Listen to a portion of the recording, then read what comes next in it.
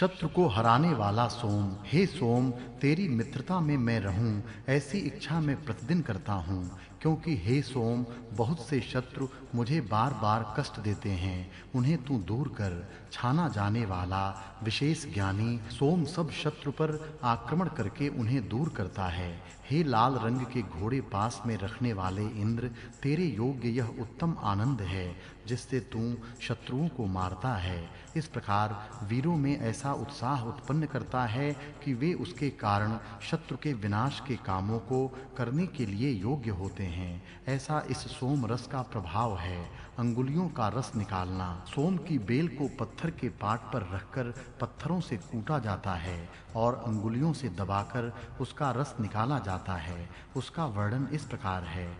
सब जगह जाने वाली बहन के समान एक मत से काम करने वाली ऐसी अंगुलियां महान कार्य करने की इच्छा करके श्रेष्ठ स्वामी महान सोम को दबाकर उसका रस निकालती हैं। सोम का रस निकालना एक बड़ा काम है, क्योंकि उससे सोम यज्ञ सिद्ध होता है और उससे सब देव संतुष्ट होते हैं। सोम धन देता है। देवों के लिए निकाला गया सोमरस हमारे लिए सब धनों में प्रविष्ट होवे, अर्थात सब धन हमें देवे। हे तेजस्वी सोम, तू हमें महान और हजारों प्रकार के धन चारों ओर से दे। सोम याग में सब लोग धन देते हैं, तब वह धन सोम ही देता है, ऐसा कहा जाता है। सोम का पानी में मिलाया जाना। सोम कूटकर उसका रस निकालते हैं, बाद में उसमें पानी मिलाते हैं, तत्पश्चात उसे छाना जाता है और छाने हुए सोम रस को कलश में भरकर रखते हैं। इस संबंध में वर्णन इस प्रकार है।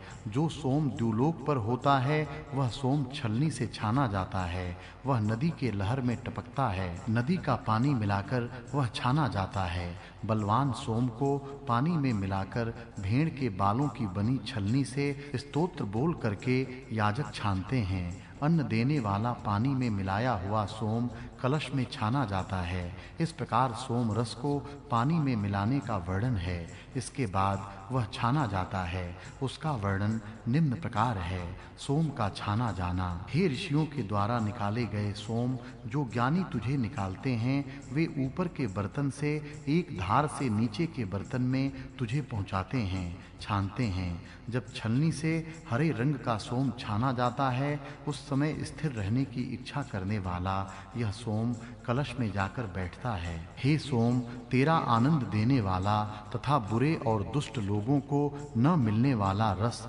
भेड़ के बालों की बनी छलनी से छनकर नीचे जाता है। वेग से छलनी के द्वारा शीघ्र छाना जाता है। हे हरे रंग के सोम, बल बढ़ाने के साधन तेरे आनंद देने वाले रस देवों के पीने के लिए छानकर तैयार किए जाते हैं। छाना जाने वाला सोम धार से भेड़ के बालों की छलनी से दौड़ता हुआ नीचे के बर्तन में पड़ता है।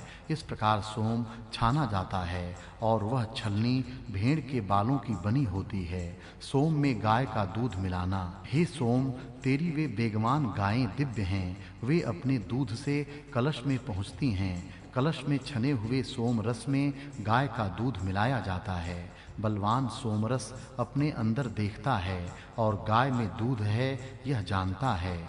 कम न होने वाले बलों को वह गाय के दूध से प्राप्त करता है। इस प्रकार अलंकारिक भाषा से सोमरस में गाय का दूध मिलाया जाता है। इसका वर्णन इन मंत्रों में किया है। सोम का अन्न देना। हे तेजस्वी सोम, तू बड़े अन्न तथा गायों से युक्त धन हमें दे। हे सोम, तेरे निवास करने के लिए यत्न करने वाले, द्रोह न करने वाले और स्तुति करने वाले मनुष्य के खाने के लिए प्रयुक्त हुआ तू स्तुति को प्राप्त हो। सोम का शब्द। सोम रस को छाने जाते समय उसका शब्द होता है। उसका वर्णन इस प्रकार है। वर्षा की जैसी आवाज होती है, उसी प्रकार छाने जाने वाले सोम की आवाज सुनी जाती है। बुद्ध से यज्ञ में रखा गया सोम शब्द करता हुआ कलसे में जाता है। छाना जाता हुआ सोम शब्द करता है। 3 बर्तनों में स्तुति के साथ-साथ सोम शब्द करते हुए जाता है। छाना जाता हुआ सोम शब्द करते हुए बर्तन में पड़ता है। सोम शब्द करते हुए छलनी में से छाना जाता है। शुद्ध होता हुआ सोम मन को प्रिय लगने वाले शब्दों को प्रेरणा देता है। इस तरह सोमरस छाना जाता हुआ शब्द करते हुए छलनी में से नीचे के बर्तन में पड़ता है। उसका अलंकारिक वर्णन ऊपर के मंत्रों में किया है। किसी बर्तन में पहले ही द्रव पदार्थ रखा हो और उस पर ऊपर से द्रव पदार्थ गिराया जाए तो शब्द तो होना ही हुआ। उसी प्रकार का यह शब्द है। नीचे के बर्तन में दूध है और उसी में ऊपर से सोमरस छलनी से गिरने लग जाए तो उसका शब्द तो होगा ही। वह ही सोम का शब्द है। सोम का तेज, सोमलता तेजस्वी है, उसका रस भी तेजस्वी है। इस तेजस्विता का वर्णन इस प्रकार है। छाने जाने वाले स्थिर सोम की किरणें दोनों ही ओर फैलती हैं। छाना जाने वाला सोम महान व्यापक तेज उत्पन्न करता है। छाने जाने वाले सोम के बलवर्धक तेजस्वी रस सुशोभित होते हैं। सोम का अपना तेज दिखता है। बलवान सोम की किरणें द्युलोक में फैलती हैं। विशाल द्यावा पृथ्वी को अपने तेज से भर दे। सोमरस तेज धारण करते हुए तेजस्वी होकर चमकने लगता है। तेज से सोमदेव सुशोभित होता है। शुद्ध हुआ सोम नामक पुत्र महान यज्ञ को बढ़ाने वाली प्रसिद्धि माता द्यावा पृथ्वी को प्रकाशित करता है। हे प्रकाशमान सोम, तू तेजस्वी है। इस प्रकार सोम तेजस्वी है। सुभाषित स्थिर और उत्तम कार्य करने वालों का तेज दोनों ओर फैलता है। हे सबके निरीक्षण करने वाले निरीक्षक, शासन करने की इच्छा वाले, तेरा महान प्रकाश सब स्थान में पहुंचता है। अपने धर्म से शुद्ध होता है। तू सब भुवनों का स्वामी होकर चमकता है। पवित्र हुआ सोम महान तथा सब मनुष्यों का हित करने वाले तेज को द्युलोक में चमकने वाली बिजली के समान उत्पन्न करता है। हे राजन, तेरा आनंद दुष्ट नहीं पा सकते। तेरा तेजस्वी बल प्रकाशित होता है। सब विश्व में आत्मा की ज्योति दिखती है। तेजस्वी और क्रियाशील ही प्रगति करते हैं। सत्कर्म न करने वाले शत्रु को हम पराजित करते हैं। बलशाली बिजली का प्रकाश द्युलोक में फैलता है। वृष्टि का शब्द सुनाई दे रहा है। गाय, घोड़े, सोना और वीर पुत्रों से युक्त महान अन्न हमें दे। हे सब लोगों के हित करने वाले वीर, तू अपने तेज से इस महान द्युलोक और पृथ्वी लोक को भर दे। सूर्य जैसे अपनी किरणों से उषः काल के बाद जगत को भर देता है, उसी प्रकार तू भी अपने तेज से जगत को भर दे। हमें सुख देने वाले अन्न रस की धारा से चारों ओर से घेर ले। हे बुद्धिमान, अपने प्रिय जीवन से युक्त होकर शीघ्र इधर आ। असंस्कृत को सुसंस्कृत करते हुए, लोगों को अन्न देते हुए चारों ओर भ्रमण कर। तेज धारण करके सबको देखने वाला, स्वयं प्रकाशमान होने वाला, अपने सामर्थ्य से शीघ्र प्रगति करता है।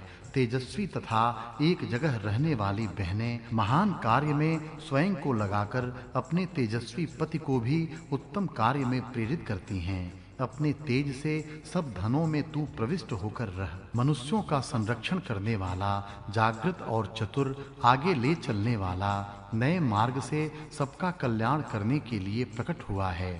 महान आकाश को स्पर्श करने वाले तेज से पवित्र हुआ वह वीर भारत देश में लोगों के हित के लिए तेजस्वी होकर चमकता है। वह शत्रु का पराभव करने वाले महान बल से युक्त है। तुझे सामर्थ्य या बल का पुत्र कहते हैं। जो राजा आपस में भिड़ते नहीं, वे स्थिर, उत्तम और 1000 खंभों वाली सभा में बैठते हैं। वे सम्राट धन के स्वामी होकर कुटिलता रहित सत्कर्म की सहायता करते हैं, जिसको कोई भी हरा नहीं सकता। ऐसे इंद्र ने ऋषि की हड्डियों से 99 वृत्रों को मारा। शत्रु को मारने के लिए ऋषि ने अपनी हड्डी राष्ट्र हित के लिए समर्पित की। गमन करने वाले चंद्रमा के मंडल पर सूर्य की गुप्त किरणें इस प्रकार प्रकाशित होती हैं। सूर्य की किरणें चंद्र पर जाकर पड़ती हैं। वहां से उनका परावर्तन होकर रात्रि के समय पृथ्वी पर उस चंद्रमा का प्रकाश पड़ता है। तुम दोनों ही स्वामी हो, इसलिए हमारी बुद्धि को पूरी तरह विकसित करो। हे नेता इंद्र और अग्नियों, हमें पाप के कार्यों में मत लगाओ।